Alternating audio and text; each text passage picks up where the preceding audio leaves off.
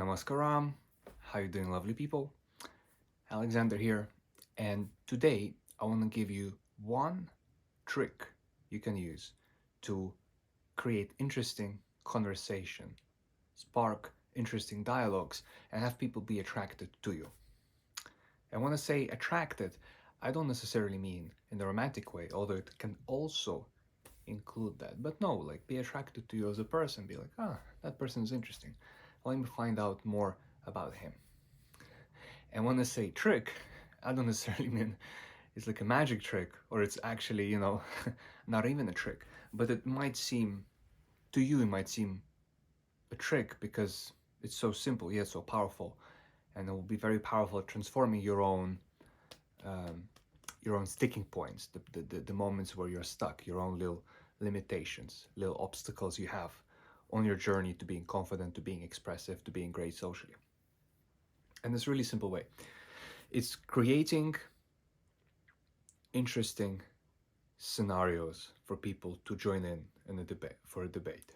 Okay, um, a perfect example is probably just last week I was with my client, and he wants to be very confident. He wants to be able to start conversations with everyone. So I'm like, okay, well here it is. The best way is you create a little game, create a little scenario, create a little something for people to join in. And so I went up to people and asked them, it was strangers on the street. So I created a bit of a preempted couple things. I was like, oh, sorry, it might seem a bit random to you, but do you do yoga? I love yoga. If you know me, I speak about it all the time. Now, for me, it's something I'm generally interested in, so it's not like I'm faking it. And so I asked them, and they're like, oh, well, I've done it a couple times. She never done it. And I'm like, yeah, I don't know. I'm curious. Like, out of 10 people, how many would say that they do it? They were like, oh, maybe 4. And these people were actually really interested in continuing this dialogue because it's like, something interesting has been created for you now to join in, to discuss, to put your opinion. And there is no, right or wrong answer. We're not checking actual data and statistics here. In fact, it'll probably be quite hard to collect it. But yeah, it's just like a little interesting conversation. Another one, I just started speaking to people in Russian. That's my first language. And funny enough, somebody actually replied, a Norwegian person, a woman from Norway, replied and started speaking like fluent Russian. And I was just like, what, Norwegians?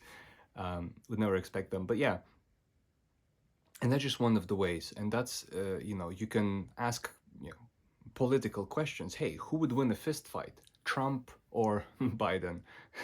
Obviously. Maybe you think the answer is obvious. Well, you can then say, well, maybe Boris Johnson versus Trump, or something maybe less violent and more civil. Who do you think is a better cook? Who do you think is a better husband? Rishi Sunak or George Bush or Clinton. Yeah, and these are all opinion questions. There is no really correct answer to these, and they're not really there. We're not really there to get the truth.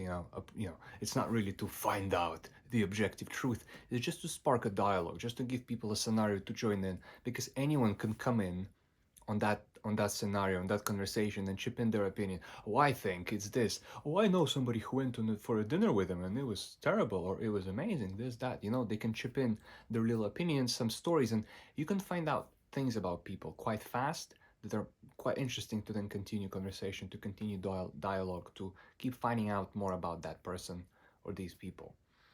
Uh, you know, who do you think would win a fight?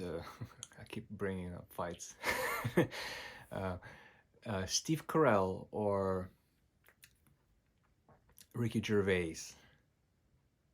I think Ricky Gervais, because he seems like he got a bit of a mean spirit in him. He doesn't mind hurting people a little bit, right? So, and then he has a thing again. He has a thing for against Steve Carell. So, Steve seems like somebody who'd run instead.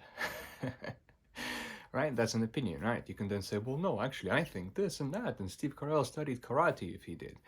And so this can just add so much personal interest into conversation from different people that you're never gonna run out of topics to talk about for the night. And so you can use that to spice up a conversation that's kind of maybe not going with somebody. Maybe you're at a party and I don't know, with your you met your wife's colleagues or friends or this and that, and it just doesn't work out. Just add a bit of fun and spice into it. And really, again, the point here is not to really find out the truth. Interpersonal communication, as I've been talking about it many, many times, is over 90% is in subcommunication, is in body language and tonality. Body language and tonality. And we really focus on the content of the word too much because we live in a overly intellectual society. I'm not saying we live in a smart society. In fact, we don't. If you look around, for sure, not many people are that smart. Bless them. But overly intellectual, which means that we overly emphasize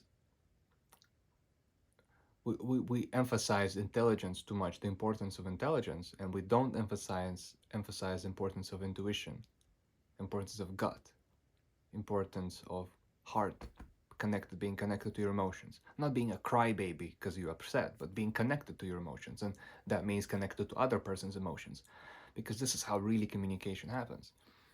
And again, I think it's mainly a male problem, but not necessarily. I've met plenty of women who are also, really stuck in their intellect and unable to connect to their emotions. But stereotypically, and really that's how it works out in life, women on average are more connected to their emotions. So if you're a man who works in IT or finance, who is all the time rewarded for his intelligence and never rewarded for his emotions. In fact, if you're in trading or in finance, emotions you have to dull them, you have to stop them, dull them down, otherwise you're going to be quite shit. You're going to be quite bad. If you work in any sort of high pressure job, your emotions, nobody wants to see them. Shut up, take a pill, go to therapist, go cry in the bathroom and come back in the office. We don't want to see any emotion. So you're only rewarded for your intelligence. Then that's why you struggle socially so much. That's why you struggle with women so much, because you can't understand what are they talking about, because everything is subcommunication. But you need that exact word for word instructions on how it is when you say something like, you know what I'm saying? Hmm? You know what I'm saying? I didn't say anything verbally in the sense of the content of the words, but there's so much subcommunication going on that if you know what I'm saying, you got what I'm saying. And if you didn't, well, you're at the right place to learn. So this is a kind of a gentle way to start introducing that sort of childlike play, into conversations, into your social interactions, because that's what you want to do. You just want to have fun, and you just you don't need to get as hammered as you usually do to be able to come up with silly things to say.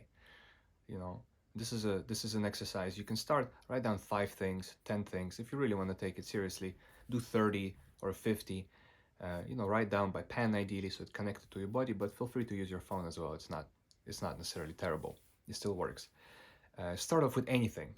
It doesn't have to be good. Just get going. Write 5, write 1, write 1 for a start. 2, 3, 5, 10.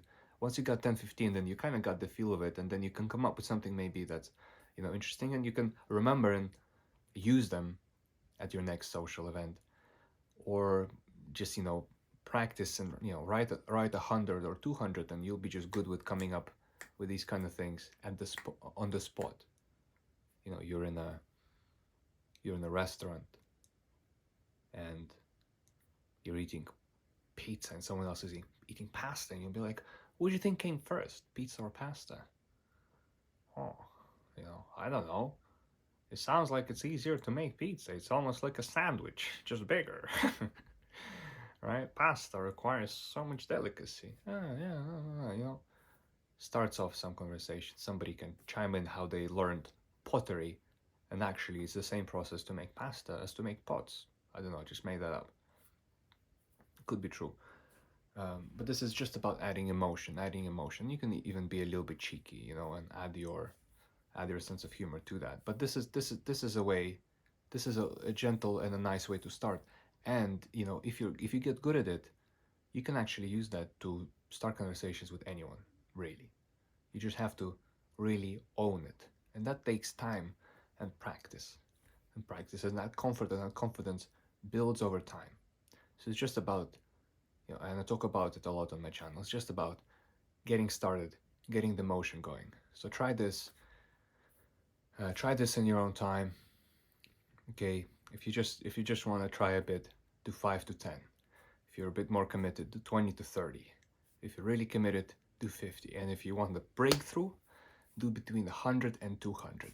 Okay, I promise you a breakthrough just from that small exercise. It might take you an hour, it might take you 2, it might take you 10 minutes. Just depends on how fast you write. Honestly, there is really no limit on the amount of things you can say.